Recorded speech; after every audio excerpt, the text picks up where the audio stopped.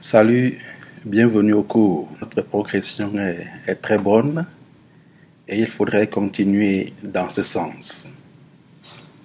Dans la capsule antérieure, nous avons présenté brièvement ce qu'on entend par exégèse biblique, les deux paradigmes diachronique et synchronique, les méthodes et méthodologies de l'exégèse, ainsi que leur évolution dans l'histoire. Dans le cadre de ce cours, notre intérêt va porter essentiellement sur l'exégèse diachronique et historico-critique, qui, tel qu'on l'a défini, étudie l'histoire de la composition et de la transmission du texte de la Bible, depuis son contexte historique d'origine jusqu'à sa forme finale. 4 approches critiques sont donc nécessaires pour cela. La critique des sources de Julius Wellhausen, la critique des traditions de Herodote, la critique des formes littéraires de Hermann Gunkel, la critique de la composition de la rédaction de Dira von Rad et de Martin Noth.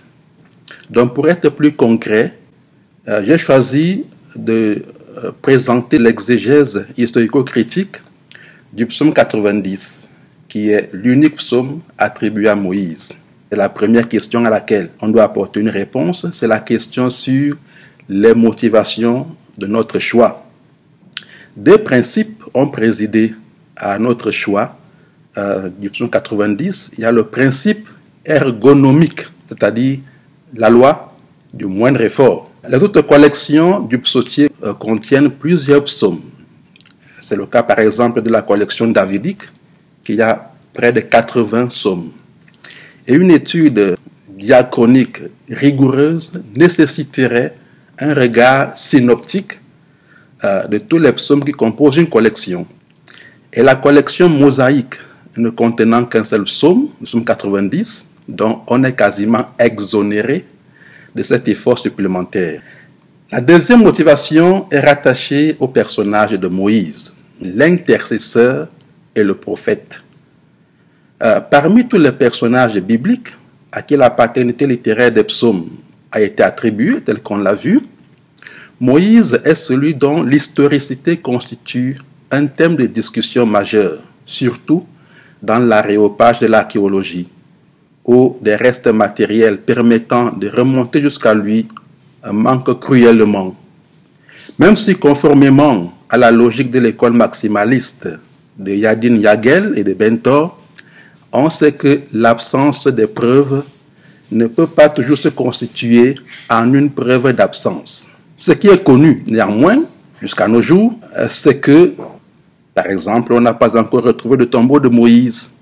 Voilà pourquoi un grand archéologue, tenant de l'école dite minimaliste, appelé Israël Finkelstein, a appelé tous ces récits qui partent de la sortie d'Égypte jusqu'à la conquête de la terre promise avec Josué comme étant des récits ethnogénétiques, donc une forme d'ethnogénèse. L'historicité de Moïse est donc objet de discussion, mais ce n'est pas tellement cela qui intéresse le bibliste. Voilà pourquoi l'attribution d'un psaume à Moïse n'est pas rattachée à une quelconque valeur historique de son personnage, mais plutôt à la tradition à laquelle est rattaché son pseudonyme, son enseignement, la Torah ou le Pentateuque. Mais l'enseignement de Moïse ne se limite pas simplement à la loi, à la Torah. Deutéronome 34, 10, par exemple, présente un Moïse comme le prophète par excellence, le paradigme même et le modèle de prophète. On peut donc lire, par exemple, dans le texte de la Tobe, ceci: plus jamais en Israël ne s'est levé un prophète comme Moïse, lui que le Seigneur connaissait face à face, lui que le Seigneur avait envoyé accomplir tous ses signes et tous ses prodiges dans le pays d'Égypte devant le Pharaon. Et avant même ce passage qui est rattaché au texte sur la mort de Moïse, Deutéronome 18, 15, fait également savoir que le Seigneur Dieu suscitera un prophète comme Moïse d'entre ses frères. Mais ce n'est pas simplement la tradition deutéronomique qui voit en Moïse un prophète. Le livre des Nombres présente aussi Moïse comme le plus grand des prophètes. On le voit en Nombre 12, 6 à 7. Tous ces éléments nous amènent à comprendre que l'enseignement de Moïse s'étend de la Torah au livre prophétique.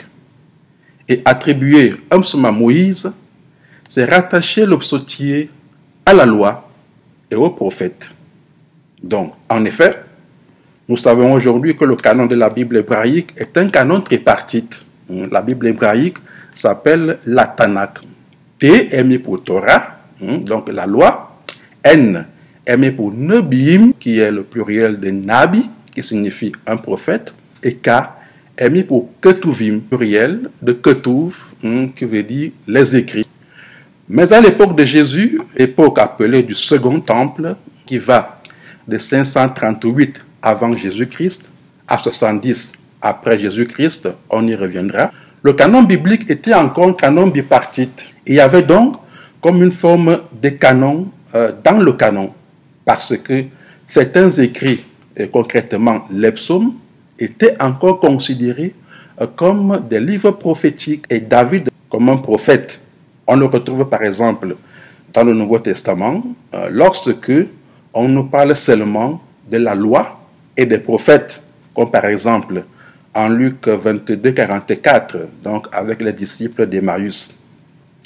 C'est aussi ce premier canon, dans le canon, qu'on retrouve dans les découvertes de Qumran, qui ont eu lieu entre 1946 et 1977. On a retrouvé des fragments tels que le 11Q PSA, entendu comme le fragment des psaumes retrouvé dans la grotte numéro 11 de Qumran, ou encore le 11Q5 ou fragment numéro 5 de la grotte numéro 11 de Qumran.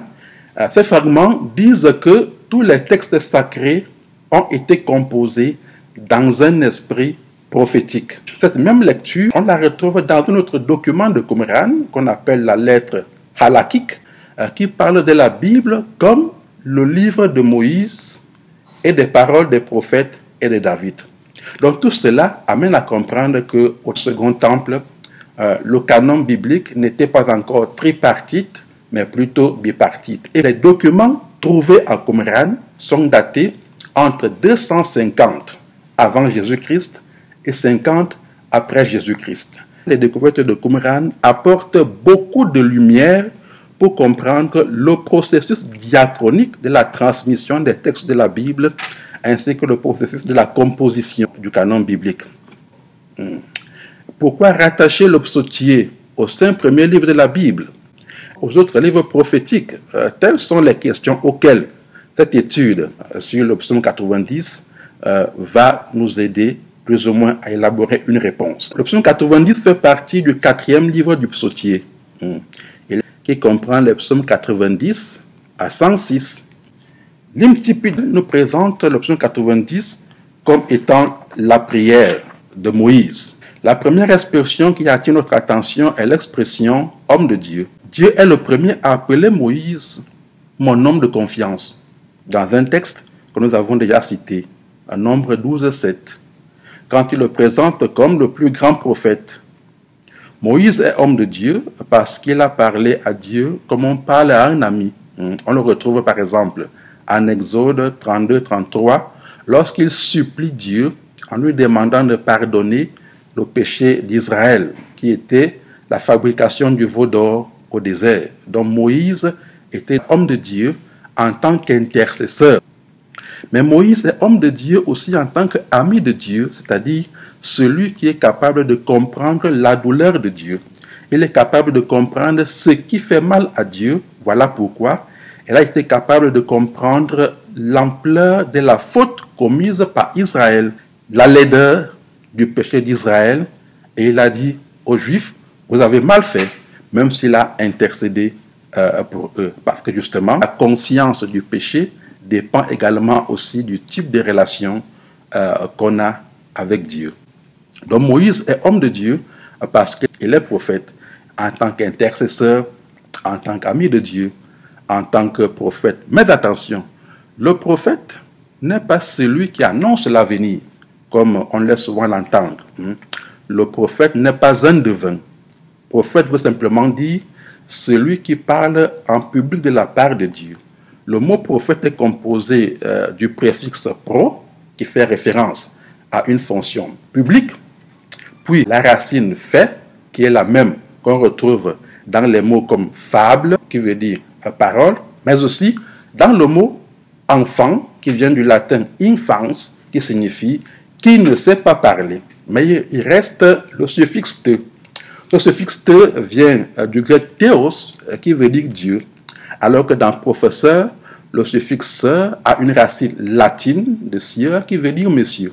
Donc, le professeur est celui qui parle en public de lui-même, ça veut dire de ce qu'il a appris, de ses connaissances, de ses compétences, alors que le prophète est celui qui parle en public de la part de Dieu. Les paroles des prophètes sont des oracles. Ça veut dire que c'est Dieu qui parle en eux. Donc, dire qu'un texte ou un psaume est parole prophétique signifie est parole de Dieu. On le retrouve aussi, par exemple, dans le psaume 119, qui dit « Que mon cri parvienne jusqu'à toi, Seigneur, donne-moi de l'intelligence selon ta parole. » Au verset 169. Cela veut donc dire que c'est Dieu qui inspire la vraie prière. C'est également ce que saint Paul nous révèle dans le Nouveau Testament, quand il nous dit que c'est l'Esprit de Jésus, donc l'Esprit Saint, qui habite en nous, qui nous enseigne, qui nous apprend à appeler Dieu Abba, Père. Romains 8,15, Galates 4,6. Donc, le psaume est une forme d'oracle, parole de Dieu, à travers le psalmiste. Le psaume 90 est donc la prière de Moïse, une prière inspirée par Dieu, le véritable auteur des psaumes. Les 4 premiers versets nous plongent au cœur de ce rapport entre le psaume et la Torah. Donc, après l'incipit, nous avons le verset 1b qu'on peut considérer comme le kelal, c'est-à-dire l'idée centrale du psaume. Il dit « Seigneur, d'âge en âge, tu as été notre abri, notre refuge. » Le psaume 90 est un psaume composite. Du point de vue de l'exégèse historico-critique, le texte du psaume 90 en hébreu soulève beaucoup de problèmes de critique textuelle. Un spécialiste même de la poésie hébraïque appelé Robert Alter a souligné qu'il est, je cite, le seul qui présente un des cas les plus remarquables de la juxtaposition des temporalités de l'homme et de Dieu. Les critiques des sources et des traditions nous amènent au niveau du kelal à nous intéresser donc à la manière dont le psaume parle de Dieu. Les textes en français que nous utilisons mettent Seigneur, ce qui n'est pas précis. Et voilà pourquoi il faut faire référence au texte hébreu. Certains psaumes en hébreu appellent Dieu Yahvé. Ces psaumes-là sont considérés comme psaumes yavistes. D'autres appellent Dieu Elohim. Ils sont appelés des psaumes éloïstes, comme dans les documents de Julius Wellhausen, dont les documents éloïstes, les documents yavistes. Elohim et Yahvé ne signifient pas la même chose, même s'ils se réfèrent à Dieu. Elohim est un nom générique, qui est d'ailleurs un pluriel, qui se traduit par les dieux, mais qu'on peut aussi traduire au singulier par Dieu, mais de manière générique, pour désigner Dieu en général. Yahvé, par contre, est le nom propre du Dieu d'Israël, tout comme Marduk est le nom propre du Dieu babylonien, tout comme Anu, Enki et Enlil sont des noms propres des dieux sumériens, tout comme Zeus est le nom propre du Dieu des Grecs, et tout comme Jupiter est le nom propre du Dieu des Romains. Donc la différence est majeure entre Elohim et Yahvé. Voilà pourquoi les psaumes yavistes, qui sont des psaumes qui appellent Dieu Yahvé, sont comme une profession de foi au Dieu d'Israël. Dans le verset 2 de notre psaume, l'auteur utilise le terme Adonai. Adonai est une variante de Yahvé, parce que Adonai s'obtient en hébreu en modifiant un peu les lettres qui permettent d'écrire Yahvé, à une différence près qu'on y ajoute un suffixe pronominal de la première personne du singulier et qu'on transcrit en français par le Y de la fin. Ça veut dire mon Dieu, ou alors littéralement dit le Seigneur de moi. Donc, Adonai signifie mon Seigneur. Mais ce n'est pas le seul nom que le psaume utilise. Le psaume parle aussi d'Élohim. Qu'est-ce que cela veut dire? Cela veut dire que le psaume 90 fait un mélange d'Élohim et d'Adonai, de Yahvé. Il emploie même elle au verset 3.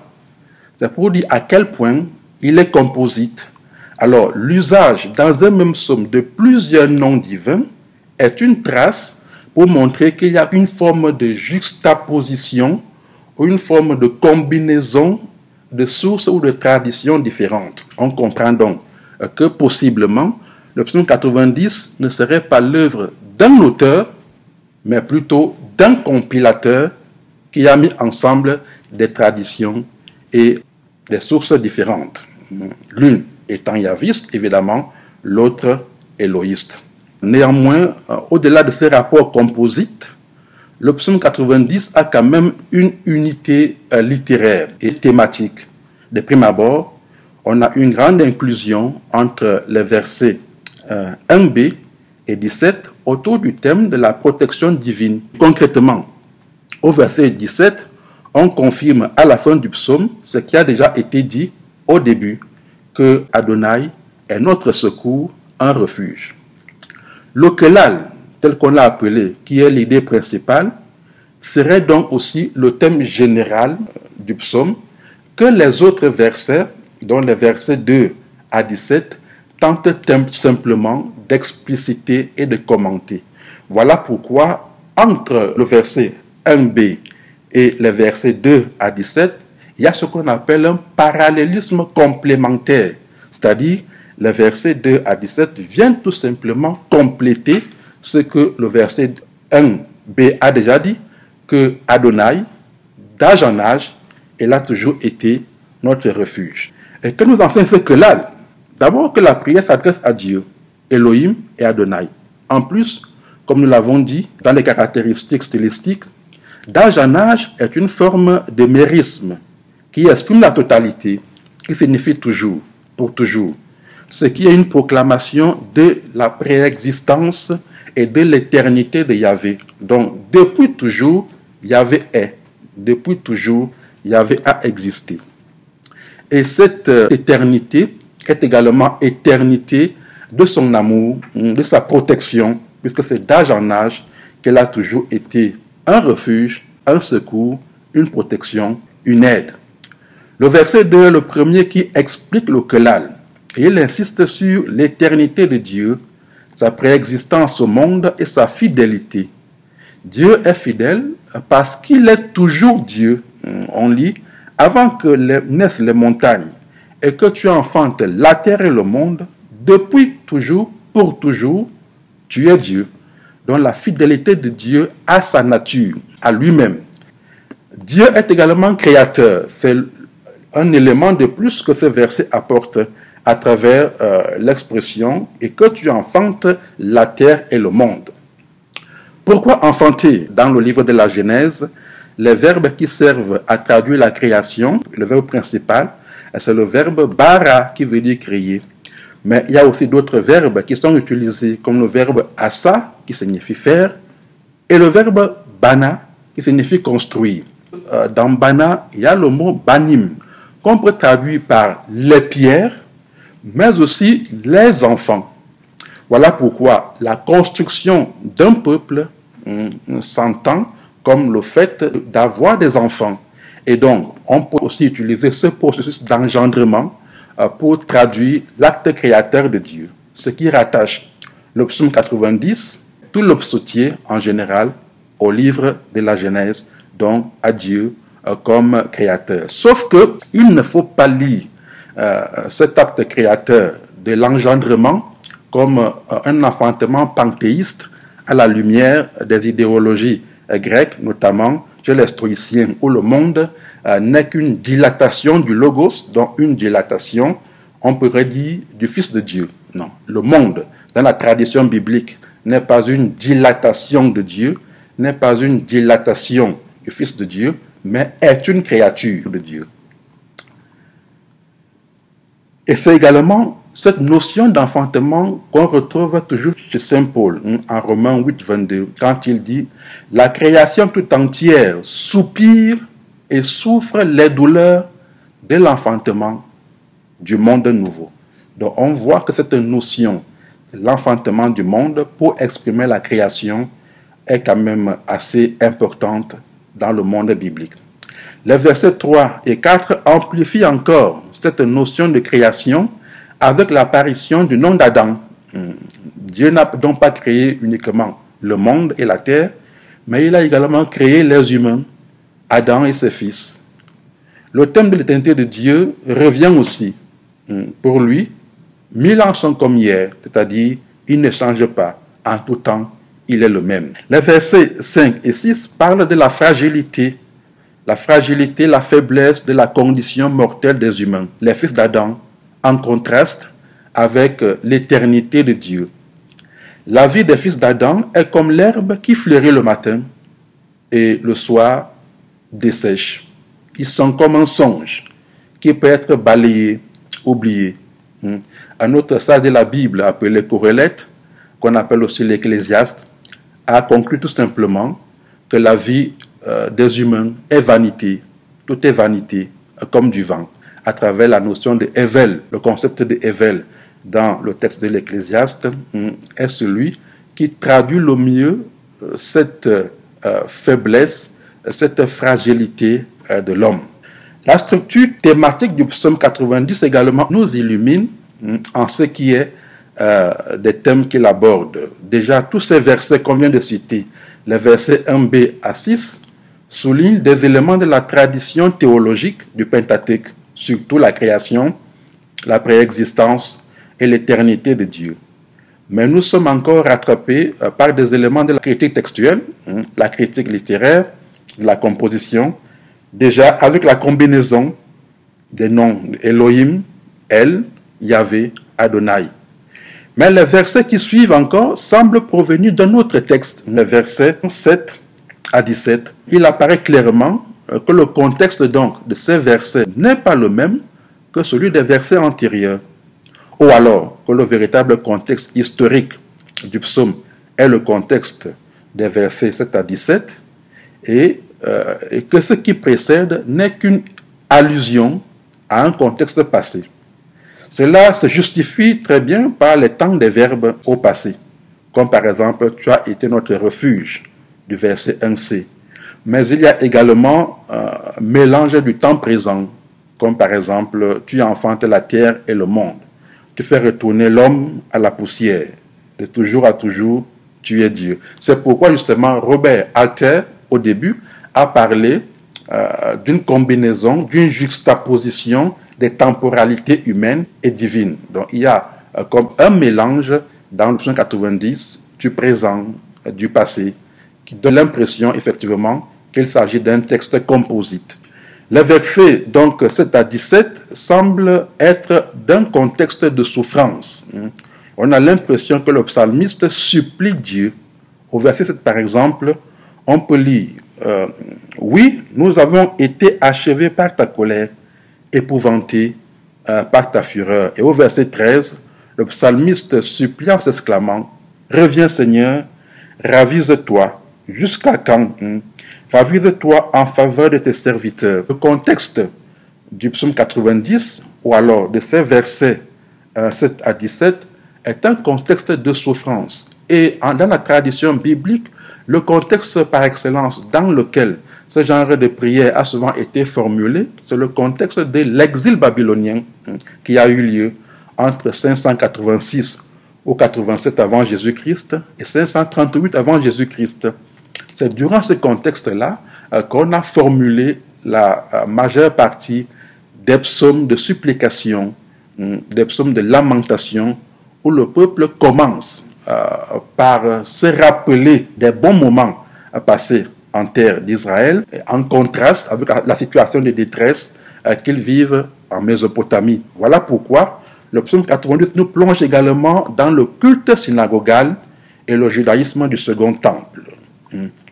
Donc, le psaume 90 est un psaume exilique et l'attribution de Moïse est anachronique.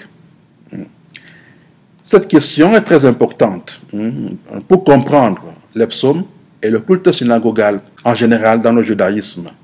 L'exil babylonien a eu lieu à la suite de la victoire de Nabuchodonosor, roi babylonien qui a brûlé Jérusalem, détruit le temple et emporté avec lui les Juifs en esclavage. On a des traces en 2 Rois 25, en Jérémie 39, 52, en 2 Chroniques 36, 17 à 21. Donc loin de leur terre et sans temple, les Juifs ne peuvent pas offrir des sacrifices à Yahvé comme ils avaient l'habitude de le faire et tel que le prescrivait la réforme religieuse du roi Josias en 621 avant Jésus-Christ et qu'on retrouve en 2 Rois 23 et en 2 Chroniques 34. Donc face à cette difficulté de célébrer leur culte selon la tradition de leur père, ils vont commencer à se retrouver pour lire la Torah, lire la loi de Moïse et la méditer. C'est de ces rencontres que va naître le terme synagogue, qui traduit aujourd'hui le lieu du culte des Juifs. C'est curieux, parce que synagogue vient d'un mot grec et non pas hébreu, pour la simple raison que ces pratiques-là n'étaient pas prévues dans la tradition juive. La synagogue vient du terme grec composé de la préposition syn, qui signifie avec ou ensemble, et du verbe ago, qui signifie aller.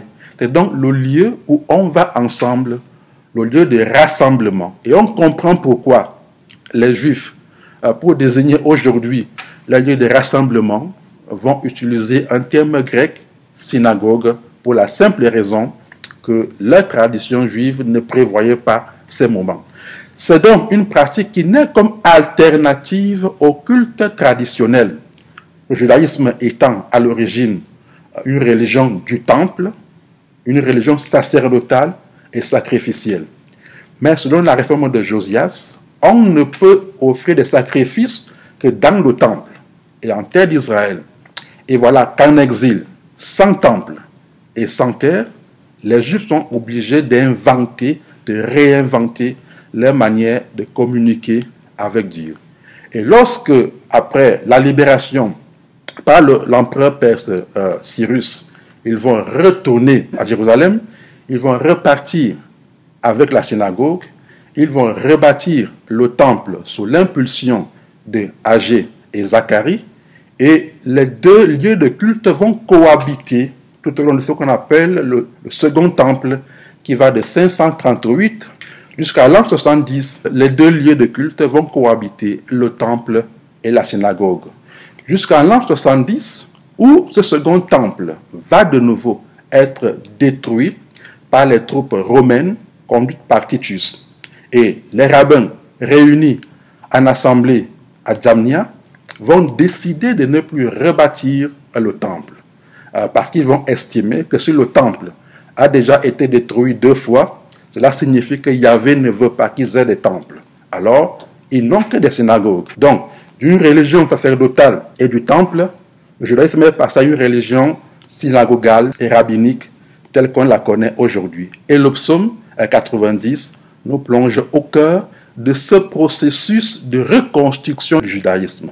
Alors, pour conclure, donc, étudier un psaume du point de vue historico-critique signifie simplement identifier dans le psaume, comme on l'a fait, des traces qui permettent de remonter au contexte historique qui a vu naître ce psaume, ainsi qu'à la Sith im Leben, qui est le contexte vital dans lequel les genres littéraires des psaumes, qui ont commencé comme des prières marquées par la culture de l'oralité, mais sous l'inspiration divine, à la lumière de la redécouverte de la loi en temps d'exil.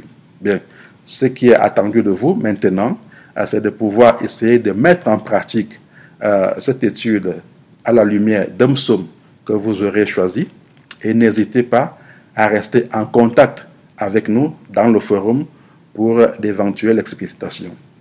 Bon courage.